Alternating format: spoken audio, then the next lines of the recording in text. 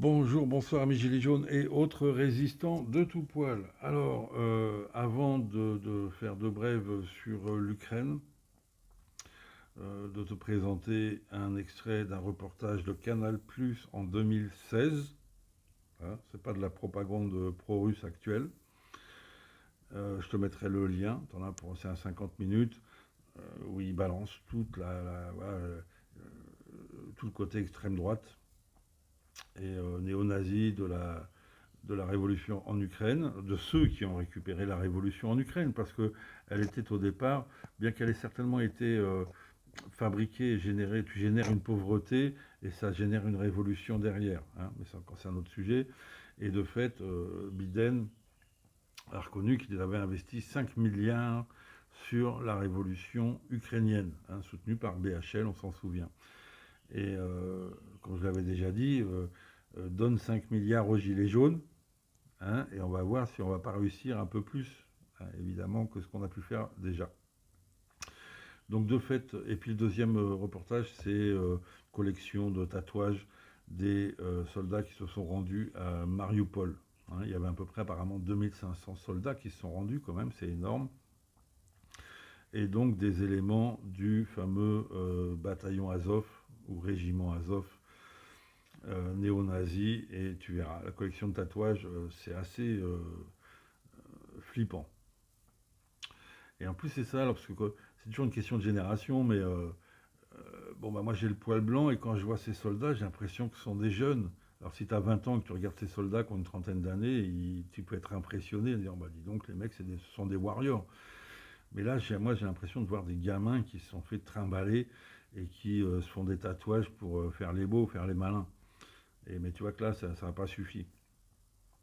Voilà, voilà. Mais avant, effectivement, donc je dois m'excuser encore une fois. Ça fait la deuxième fois que je me fais avoir en un mois. Et là, je me suis fait avoir par de la propagande gilet jaune, quand même. Ah, il y en a qui n'ont pas de scrupules et donc qui ont repris un extrait de 2019 qui s'est passé à Cannes. Hein, cet acteur qui a soutenu les gilets jaunes et qui nous l'ont remis là comme si c'était pour cette édition-là 2022. Et je suis tombé dans le panneau. Hein, et donc, bon, bah voilà, c'était 2019, mais c'est toujours valable, hein, on va dire. Et somme toute, à ce niveau-là, à notre niveau, faire un peu de propagande, j'ai envie de dire que c'est de bonne guerre.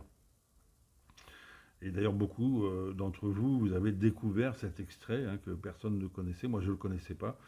Et bon, on va dire qu'il y a à peu près 10% des gens qui commentent, hein, qui, eux, ont suivi. Heureusement qu'il y en a qui suivent. C'est l'intérêt de l'intelligence collective, d'ailleurs. Hein, voilà. Et qui donc m'ont prévenu que c'était un extrait de 2019. Et ok, donc je prends acte et je m'excuse. Mais bon, c'est toujours valable. Encore une fois, c'est voilà, un extrait là que tu peux balancer tous les ans, hein, pour faire un peu de propagande. Dans le sens où, encore une fois, notre objectif, c'est un monde meilleur, un plus juste et plus de démocratie. Ça n'a rien à voir avec ce qui se passe évidemment en Ukraine. Alors attends, je vais basculer côté vidéo. Donc là, c'est un extrait, donc tu vois, spécial investigation de Canal+, qui aujourd'hui est totalement pro-ukrainienne, mais apparemment, ils ont oublié leurs archives, leurs propres archives. Je t'en passe quelques extraits pour te rendre compte. Donc ça, ben voilà, c'est le principe de la plupart des révolutions. Le peuple sincère fait la révolution, mais derrière, tu as des forces en œuvre qui manipulent totalement le peuple et qui font apparaître un monstre. C'est arrivé, ne serait-ce que la Révolution française. La Révolution française de 1789, ça s'est terminé on peut dire en génocide. Hein, il y a tout le débat génocide des Vendéens. Tu vois, ça génère un monstre. Derrière, il y a eu énormément de morts. Et pareil actuellement, donc dans les révolutions contemporaines, en Libye, en Syrie, derrière une peut-être volonté sincère d'un peuple de s'émanciper face à un dictateur ou un régime autoritaire, derrière, tu as les monstres qui arrivent. Donc là, dans les pays arabes, c'est Daesh, c'est Al-Qaïda qui prennent le contrôle, si tu veux, par la force et la violence de la révolution. c'est ce qui s'est passé en Ukraine. Hein. Et bon, tu vois. Tu vois hein, ce qu'il dit, hein, donc tout ce qui n'est pas sa race à lui, c'est de la merde. Donc les Russes, les Allemands et les Youpins, hein, et donc soutenus par entre autres BHL. À bon entendeur, salut.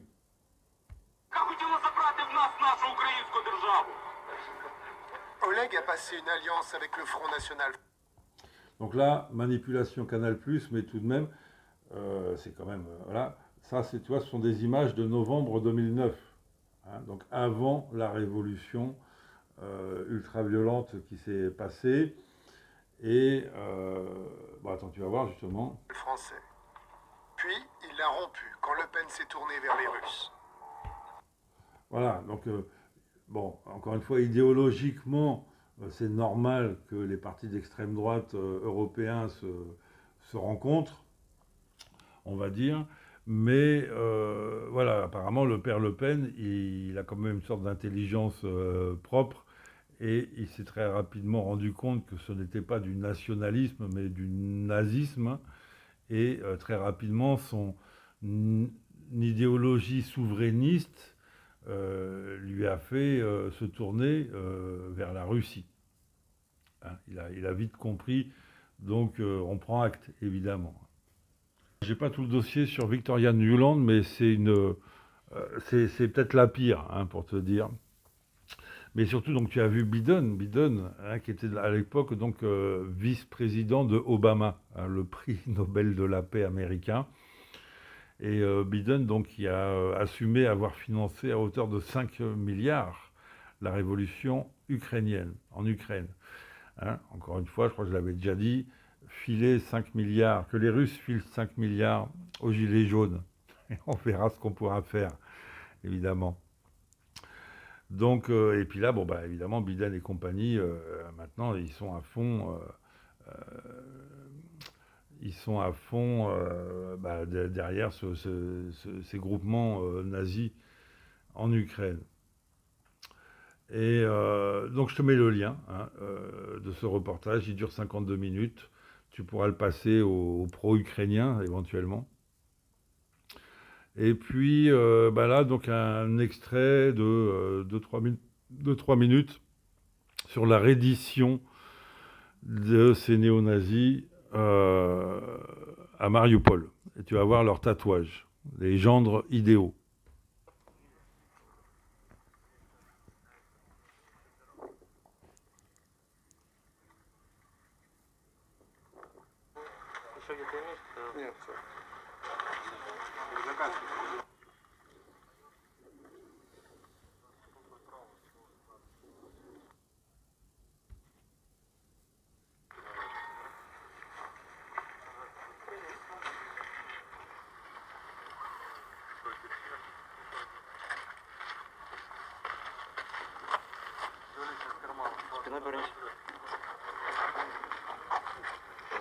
Ce sont ces gens-là qui ont martyrisé la ville de Mariupol pendant 8 ans.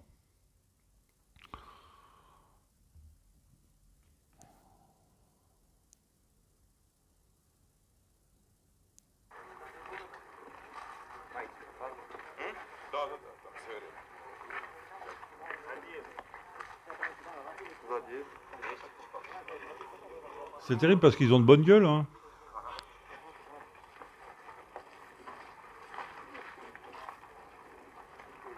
Ouais, symbole nazi.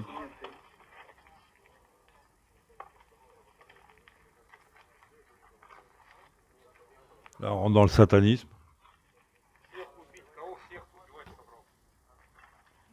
Time to kill.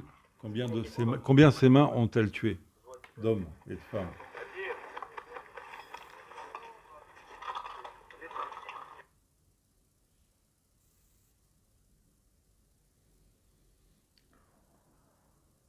Toutes sortes de personnages, d'inscriptions.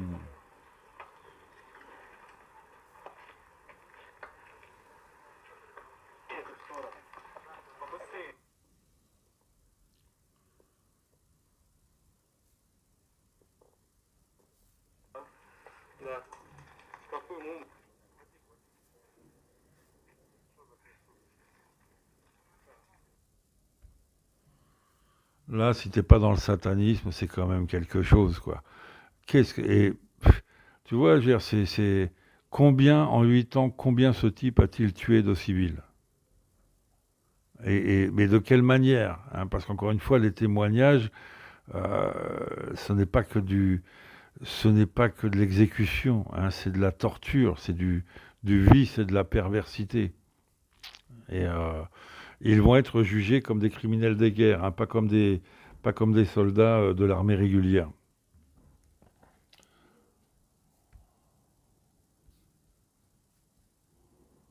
Encore satanisme.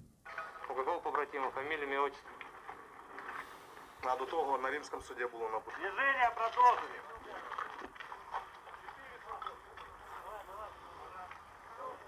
Хорошо питался там, да, на заводе? Нет, с другой стороны. Задери рукав.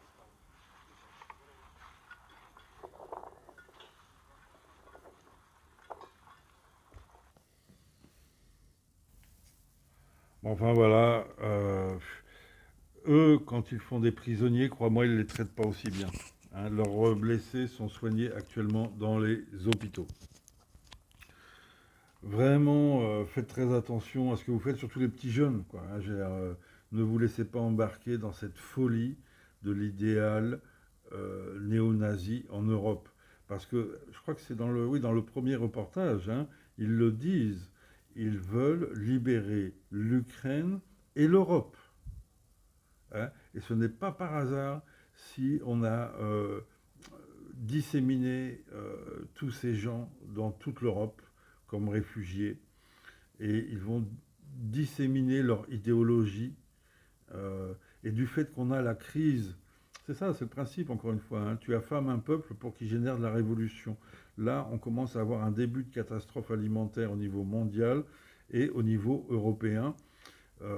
Ça va être très compliqué. En France, à mon avis, on sera les mieux lotis en termes de pénurie alimentaire, dans le sens où on a un pays de grande production agricole, mais du fait qu'aujourd'hui, tout est contrôlé par des grands groupes internationaux, on peut le payer cher quand même, si tu veux. Hein. Je suis sûr, hein, tu as 3 grands groupes américains qui ont acheté 17 millions d'hectares de terres agricoles en Ukraine. Hein, c'est l'équivalent de toutes les terres agricoles d'Italie, hein, qui est aussi un pays producteur agricole pourtant. Donc ils peuvent générer eux-mêmes de grandes crises simplement par la spéculation. Et une fois que tu as un peuple qui a faim, tu l'emmènes où tu veux, avec n'importe quelle idéologie. Hein, tu peux faire une révolution 1789 ou révolution 1917 en Russie. C'est pareil, tu as toujours la faim comme point de départ. Donc révolution en Ukraine en 2014, pareil, c'est la faim qui les a fait sortir de colère. Et donc ça peut tout à fait être un plan, hein, pour l'Europe occidentale des prochaines années. Générer de la famine, générer de la colère, et ensuite tu es pris en charge par des néo-nazis. Vraiment, il faut être hyper attentif à ce genre de mouvement politique en France. Bon allez, à très bientôt les amis, on lâche rien.